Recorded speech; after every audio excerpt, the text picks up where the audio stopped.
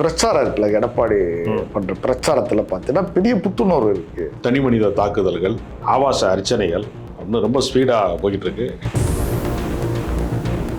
ஒரு பெரிய கலாச்சார சீரழிவுசா சரி. நிறைய நடந்திருக்கு. சரி, இப்போ இதுக்கு என்ன தீர்வு என்ன? சார் இதுக்கு தீர்வு என்ன? ஆட்சி மாற்றம். பிஜேபி ஆட்சி வரணுமா? பிஜேபி ஆட்சின்னு சொல்லாது சார். வேற என்ன ஆட்சி நீங்க இருக்கு? பிஜேபி காட்டி ஏடிஎம்கே தானங்க இப்ப பிஜேபி. இந்த சூழல்ல இது திமுக தேர்தல் இருக்குது, சந்திக்குது. அதே சமயத்தில் அந்த சைடு சில முரண்பாடுகள் இருந்தாலும் நம்ம மேக்சிமம் இதை ஒற்றுமையாக தான் தேர்தல். நீங்க சொன்னீங்கல்ல சார், உதயசூரியன் சின்னத்துல நான் சொன்னேன், நீங்க சொன்னீங்க தாமரை சொன்னேன். அதே கான்செப்ட் இங்க என்ன இதோ நடைமுறை.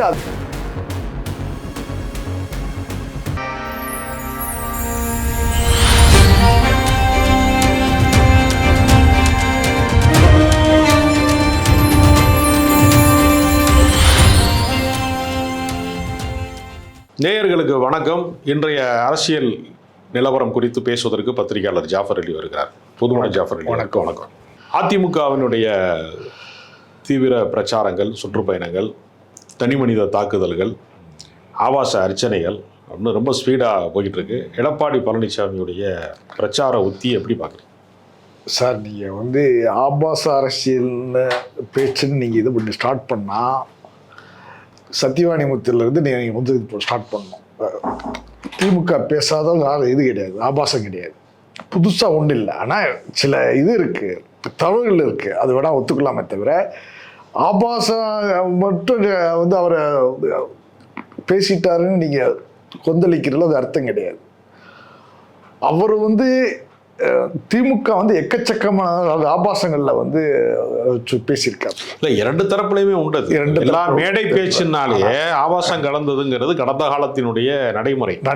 இப்ப ரெக்கார்டு எல்லாமே வீடியோவா பதிவு செய்யப்படுறதுனால இது கவனமா பேச்சாளர்கள் இருக்கிறாங்க. தீப்பொறி ஆறுமுகம் காலம் முடிஞ்சிருச்சு. ஆனால் கலாச்சாரத்துல தமிழர்களுடைய கலாச்சாரத்துக்கு ஒரு செட்பேக் வந்திருக்கு. அதுக்கு முக்கிய காரணம் திமுக நடத்தக்கூடிய டிவி, கலைஞர் டிவியில மயிலாட மாடாடன்னு ஒரு நிகழ்ச்சி. பழைய கதைங்க, இப்ப கிடையாது.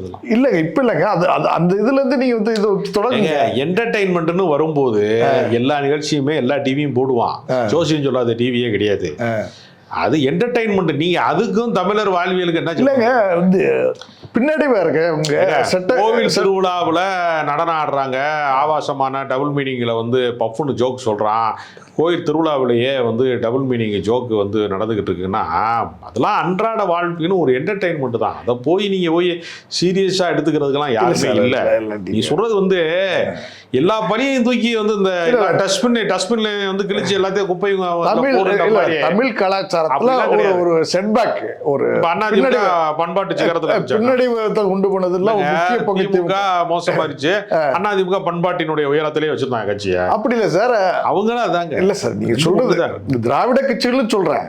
சரி, மற்ற கட்சிலாம் மற்ற கட்சிகள் அவ்வளவு இது கிடையாது, மீடியா இது கிடையாது, இது கிடையாதுல்ல. சரி, ஆளுமைகள் கிடையாது. இப்போ பாரதிய ஜனதாலாம் நல்ல கட்சியா? பாரதிய ஜனதா நல்ல கட்சியா?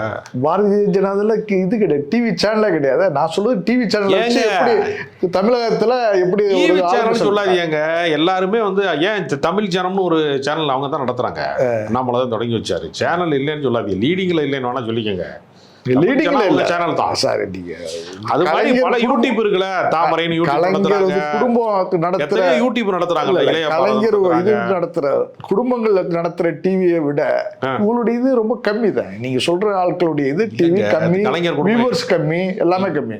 எங்க நடத்துறாங்க கலைஞர் குடும்பத்துல? கலைஞர் டிவி, சன் டிவி, சரி, எத்தனை டிவில நடத்துறாங்கல்ல. அது ட்ரஸ்ட்ல நடத்துறதுங்க. குடும்பம் நடத்துதுன்னா ட்ரஸ்ட் வச்சுதாங்க எல்லாமே. சரி, ஆமாங்க. அதிமுக டிவிலாம் எப்படி என்ன டிவி இல்ல சார், அது மினிமம் ஓரளவு.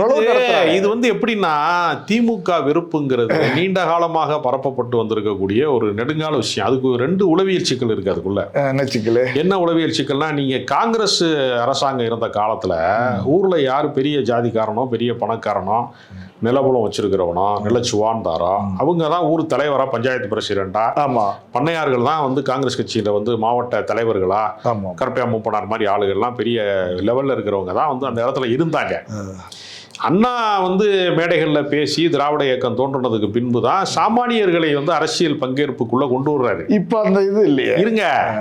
அப்ப என்ன ஆகும்னா, பிற்படுத்தப்பட்டவன் ஒடுக்கப்பட்டவன் சாமானிய வந்து ரொம்ப எளிய பின்புலத்துல இருந்து வர்றவன்லாம் இருக்கான்ல, அப்ப வந்து ரொம்ப பின்தங்கிய சாதியில இருந்து வரக்கூடியவங்க அரசியலுக்கு வந்தவுடனே கலாச்சாரம் ஜீரழிஞ்சிருச்சு அப்படின்ட்டு அந்த காலகட்டத்திலேயே மற்ற எல்லா சாதிக்காரனும் வந்துட்டான்டா, கீழ் ஜாதிக்காரன்லாம் வந்துட்டான்டா அப்படிங்கிற கோபம் வந்து அவங்களுக்கு ரொம்ப நாளாக இருந்துச்சு. இப்போ நீங்கள் கலைஞர் மேலே ஏன் இவ்வளவு வன்மை கொட்டப்படுதுன்னா, அவர் பிறந்த ஜாதி தான் காரணம், வேற ஒரு காரணமே கிடையாது. நீங்கள் ஊழலுக்காக தண்டிக்கப்பட்ட ஜெயலலிதா குறித்து இவ்வளவு வன்மமே யாருக்குமே இல்லைங்க. ஜெயலலிதா ஒரு சர்வாதிகார ஆட்சியை நடத்தியிருக்காங்க கடந்த காலத்தில். 96 காட்டாச்சு. ஒரே கையெழுத்துல வந்து 1.5 லட்சம் பேரை அரசு வேலையை விட்டு நீக்கியிருக்காங்க. ஆடு மாடு வந்து கோழிலாம் வந்து கோயிலில் வெட்டக்கூடாது. இல்ல, அப்புறம் அந்த சட்டம் எவ்வளவோ சட்டங்களை, கருப்பு சட்டங்களை கொண்டு வந்தாங்கல்ல. சட்டத்தை என்ன பண்ணிட்டா, அடுத்த சட்டத்தை பண்ணிட்டாங்கல்ல. அது கடைசியில எதிர்ப்பு வந்தோடனே கொண்டு வர்றீங்க. மதமாற்ற தடை சட்டத்தை கொண்டு வர வேண்டிய அவசியம் இருக்கு. பாஜக ஆளுகிற மாநிலங்கள்ல கூட அப்படி ஒரு சட்டம் வராதப்ப பிஜேபிக்கு முன்னோடியாக அந்த சட்டத்தில் அப்ப அவங்க மேல எல்லாம் விமர்சனம் இல்லாம கலைஞர் மேல விமர்சனம் வருதுனாலே உளவியல் சிக்கல் எங்க இருக்குன்னா, அவங்க வந்து ஒரு பார்ப்பன பெண் ஜெயலலிதா. உயர் சாதியா இருக்கிறவங்க மேல வந்து ஒரு கரிசனமும், ஒரு அடித்தட்டு சமூகங்கள்ல இருந்து பிறந்து வளர்ந்து வர்றவங்க தலைவர்களா வரும்போது இருக்கக்கூடிய வன்மமும் ஒரு புள்ளியில சந்திக்குது. உளவியல் சிக்கல்னு சொல்லாதீங்க சார். 75 வருட கால திமுக செய்த சில இதுகள் இருக்கு. எது இருக்கு? கெடுதல்கள் இருக்கு. மக்களுக்கு ஏதோ இது சாராய கடை வந்து முதல்ல திறந்து விட்டது. சரி சரி. இன்ன வரைக்கும் நீங்க ஒரு பஸ் ஸ்டாண்ட்ல போய் ஒரு 7 o'clock மேல 6 மணி 7 மணிக்கு போய் நின்றீங்கன்னா எல்லாருமே தட்டி அடிச்சிருக்கான். ஆல்மோஸ்ட் நீங்க ஒரு பஸ் ஸ்டாண்டோ ஒரு இதுக்கு போனீங்கன்னா எல்லாருமே அந்த இடத்துல தட்டி அடிச்சிருக்காங்க. ஒரு பெரிய வந்து கலாச்சார சீரழிவு சார் நிறைய நடந்திருக்கு. சரி, என்ன தீர்வு என்ன சார்? இதுக்கு தீர்வு என்ன? ஆட்சி மாற்றம். பிஜேபி ஆட்சி வரணுமா? பிஜேபி ஆட்சின்னு சொல்லாதீங்க சார். வேற என்ன? நீங்க பிஜேபி காட்டி ஏடிஎம்கே தானங்க இப்ப பிஜேபி. இப்ப வந்து தமிழ்நாட்டுல பிஜேபி யாரு? இப்ப நீங்க வந்து என்னை பூச்சாண்டி காட்டாதீங்க சார். பூச்சாண்டி இல்லங்க. பிஜேபினே சொல்லி என்ன எதுவுமே சிந்திக்க விடாம இருங்க. இல்ல புதுத்தளத்துல நான் வந்து இது பண்ணணும் இல்லங்க. நான் பயணிக்கணும். இல்லப்ப நான் என்ன கேக்குறேன், இப்ப அதிமுக ஆட்சியில சாராயம் வைக்கலையா டாஸ்மார்க்? சார் நான் எல்லாரையும் சேர்த்துதான் சொல்றேன். அதுக்கான மாற்றங்கள் வர வேண்டும். இல்லங்க, குடிப்பழக்கங்கிறது அது ஒரு தனி சப்ஜெக்ட்டுங்க. அதை கொண்டு வந்து எப்படி நீங்க ஒரு இது மேல செலுத்துவீங்க? எது மேல? ஏற்கனவே மது விலக்கெல்லாம் ஏற்கனவே நடைமுறையில இருந்து அதெல்லாம் ஃபெயிலியர் ஆனாலும் தெரியுமா தெரியாதா? இந்த காலத்துல வந்து எப்படி இருந்துச்சு? இந்த காலத்துல கொரோனா காலத்துல எதிர்ச்சா இல்லையா மது விலக்கு இருந்துச்சுல, அதுலதான் போதை பழக்கம் அதிகமாயிடுச்சு. இல்லையே, அப்படிலாம் ஒண்ணும் கிடையாது. உங்களுக்கு தெரியாதுங்க அந்த ஏரியா. போதை பழக்கம் வந்து அதிகமா இருக்கு. ஆட்சியாளர் தான் காரணம். இருந்த வந்து ஆட்சியாளர்கள் சரியான ஸ்ட்ரிக்ட் பண்ணல, அதனால வந்து எப்படி இருந்துச்சு? ஆட்சியாளருடைய வந்து ஒழுங்கு இஷ்யூ தான் சார். அது வந்து கட்சிக்காரங்களுடைய மிஸ்டேக்கு நிறைய அதுல வந்து இஷ்யூ இருக்கு. அதை பத்தி பேச போனா அதை வந்து தனியா பேசணும், இப்ப பேச முடியாது. சரி, அவ்வளவுதான். சரி, இப்ப தேர்தலில் என்ன தாக்கத்தை ஏற்படுத்துது அதிமுக? எதிர்கட்சி அந்த சேல் வருமா? கண்டிப்பா வரும். அதை விட நீங்க இது எதிர்பார்க்கறத விட அது அதிகமாக தான் வரும். இப்போ ஏற்கனவே இப்போ அவங்க வந்து ஒரு 65-66 எம்எல்ஏ ஜெயிச்சாங்க. கூட்டணியோட 75 எம்எல்ஏ ஜெயிச்சாங்கல்ல. ஆமா, போன முறை. அதை விட அதிகமாக வருவாங்க. அந்த எல்லையை தொட்டுருவாங்களா திருப்பி? அந்த எல்லையை விட அது அதிகமாக தொடுவாங்க. எப்படி சொல்றீங்க? அதிகமாக தொடுவாங்க. காரணம் வந்து அவருடைய பிரச்சாரம் இருக்குல்ல, எடப்பாடி பண்ற பிரச்சாரத்துல பாத்தீங்கன்னா பெரிய புத்துணர்வு இருக்கு. அந்த 10,000 ரூபாய் இவருக்கு இந்த கடை இவங்களுக்கு வந்து தரேன்னு சொல்லியிருக்காங்கல்ல விவசாயிகளுக்கு. சரி, அதெல்லாம் பெரிய அளவுல இதாகுது. திமுக வந்து சொல்லியிருக்கு. திமுக சொல்லி சார், பட் இவங்க சொல்றது சரியா? இவங்க வந்து இதுக்கு கொடுத்துருக்காங்கல்ல, விவசாய மக்களுக்குள்ள சொல்றாங்க. இவங்க யாரும் சொல்றாங்க? யாரு?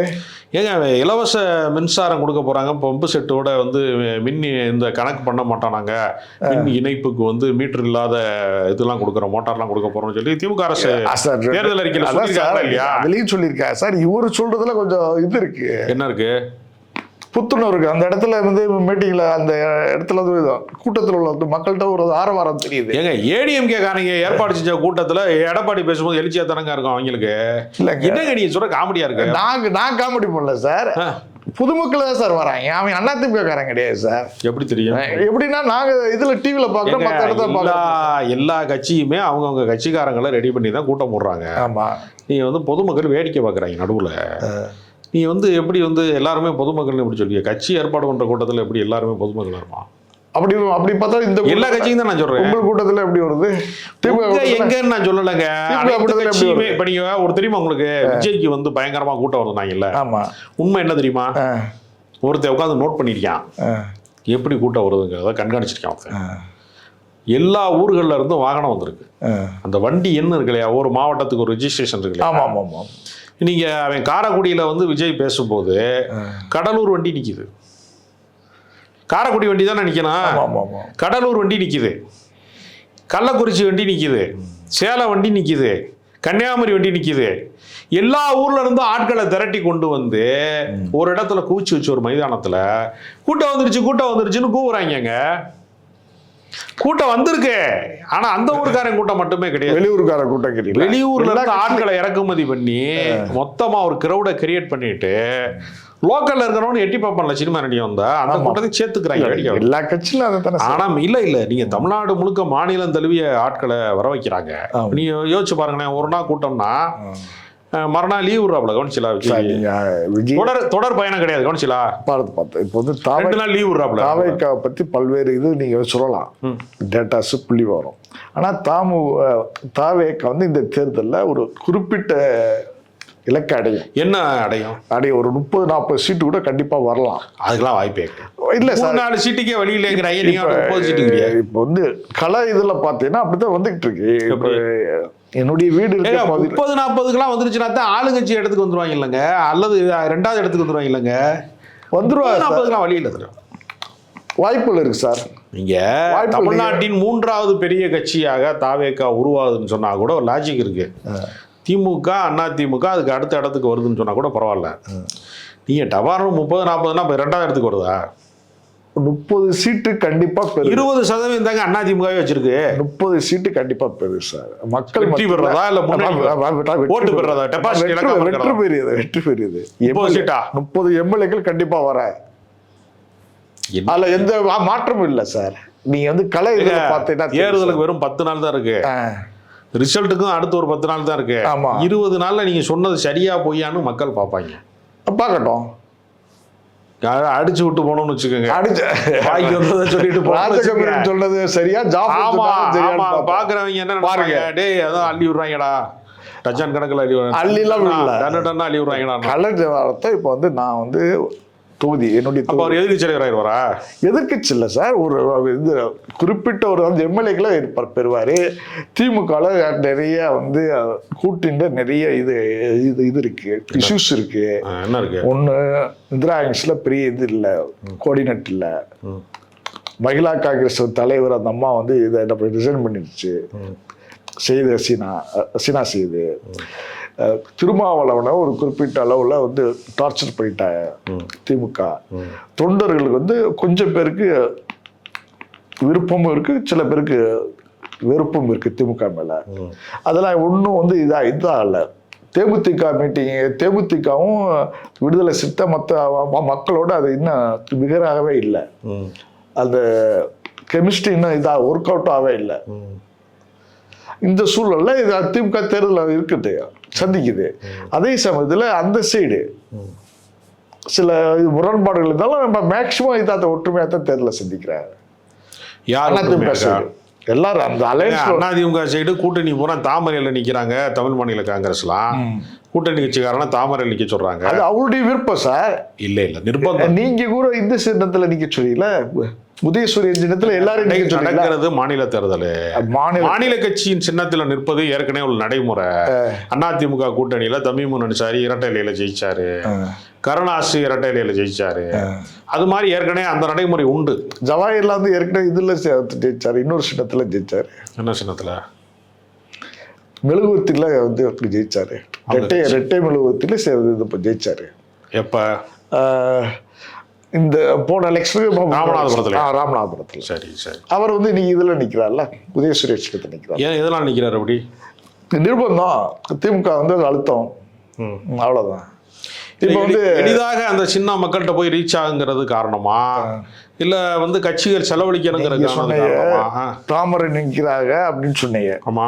அப்போ வந்து அது இதே கான்செப்ட் வந்து அங்கேயே வந்து தான் இருக்கலாம். தமிழ்நாட்டினுடைய ஆளுங்கட்சிங்க திமுக. சரி, தமிழ்நாட்டுடைய ஆளுங்கட்சியில ஒன்றா இது?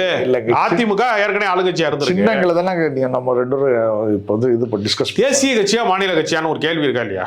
ஆமா, மாநில கட்சியின் சின்னத்துல நிற்பதான வழக்கம். இது என்ன புதிய நடைமுறைன்னு கேக்குறேன். தாமரையில வந்து கூட்டணிகள் அது தலைவருடைய பார்லிமெண்ட் எலெக்ஷன்னா பரவாயில்ல, அது தலைவருடைய விருப்பம். எந்த தலைவருடைய விருப்பம்? கூட்டணி தலைவருடைய விருப்பத்துக்கு எடப்பாடியை விட்டுட்டாரு. நீங்க தமிழ் மாநில காங்கிரஸ் விரும்பி தான் தாமரையில நிக்குதா இல்ல அவங்க சின்ன என்னாச்சு? யார் சின்ன? அவங்களுக்கு ஒரு சைக்கிள். ஆமா, சைக்கிள் சின்ன வந்து இதாக கேன்சல் ஆயிருக்குமா இன்னியானா? சரி, போதிய இது பம்பாங்கனால அது வந்து இதாக கேன்சல் ஆயிருக்கும். அந்த அடிப்படையில் அவங்க வந்து இதில் தாமரை நிற்க, தாமரை வந்து மக்கள் மத்தியில் கொஞ்சம் தெரிஞ்ச சின்னம், அட்வர்டைஸ்மெண்ட் பண்ணுறதுக்கு இதை வசதியாக இருக்கும். சரி அப்படின்னு வந்து நிற்கிறாரு. அதில் என்ன இருக்கு? இங்கே அட்வர்டைஸ் பண்ணுறதுக்கு எளிதாக இருக்கும்னு இங்கே சொல்றிய.